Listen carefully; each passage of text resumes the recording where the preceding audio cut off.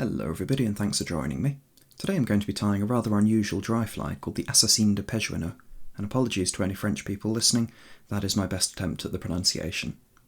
The hook is a size 14 dry fly hook, and my tying thread is this bright yellow silk. As always when I'm working with silk, I'm going to quite heavily wax it throughout, both to enrich the colour and provide lots of grip when I'm tying. My hackle is this nice tan greyish dun saddle from Whiting. It's a Hebert Minor saddle, lovely feathers. And up at the head end, the front hackle, is some grey partridge neck. So let's get started. I'm going to cast on my thread behind the hook eye. Like I said, I've pre-waxed this thread so it's got lots of grip. I'm going to make about 4 turns to secure and then trim away the tag. This is a rather unusual fly in that it's tied front to back and we're going to end up whip finishing down near the bend of the hook. So the first thing I want to tie in is actually my front hackle, and to do that I've prepared my partridge feather, I've grasped the tip in my hackle pliers and drawn back the fibres I want. I'm now tying it in by the tip with only a couple of firm wraps of well waxed silk, and that's got loads of grip, provides plenty of security to hold down the feather. I've tied it in with the natural curve pointing upwards, and since I wrap away from myself when I tie, that means that the barbs of the feather will be pointing slightly towards the tail of the fly. I'll park my thread out of the way, and then, grasping that little bit of stem in my hackle pliers, I'm going to make about 2.5 to 3 wraps with my partridge feather.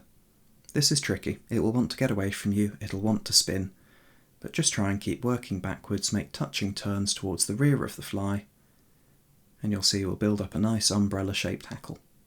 It's a little bit like the technique we use when we're tying North Country spiders.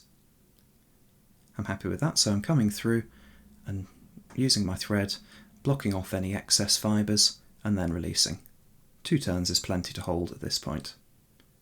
With the weight of the bobbin securing the thread, I'm going to remove any excess fibres from the field, and then using the very tips of my scissors, just snip that stem and any excess away.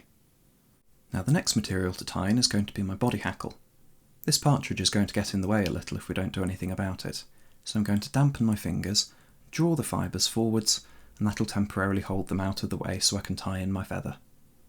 I've prepared my saddle hackle by stripping all of the barbs from the far side of the feather and a little bit from both sides at the base, so I've got a tag to tie in.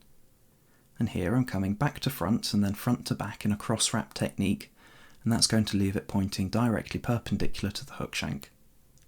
Working backwards, I'll catch in the tag and then run my thread down the length of the hook shank, building up a skinny yellow body.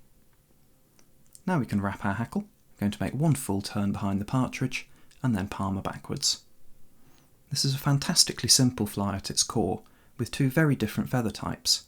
The cock hackle means that it rides high on the water and gives a lovely meniscus, and then those soft dangling partridge fibres at the front with their speckles look just like jointed insect legs. This doesn't mimic any particular insect, but it's a fantastic impressionist pattern.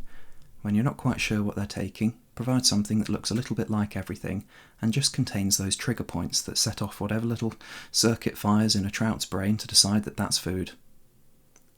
Reaching over all of the fibres, we can then whip finish at the base of the fly, and here's a little look at the finished article.